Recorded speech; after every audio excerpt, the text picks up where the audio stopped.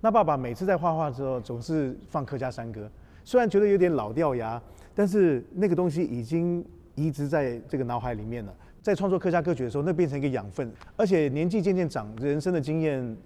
渐渐丰富，发现这些山歌啊，貌似简单，千变万化，然后唱出客家人灵魂的一种声音，非常美的一种艺术形式。爱哟唱了歌啊，唱你哟弹啊，莫笑我山了歌啊，莫笑那山。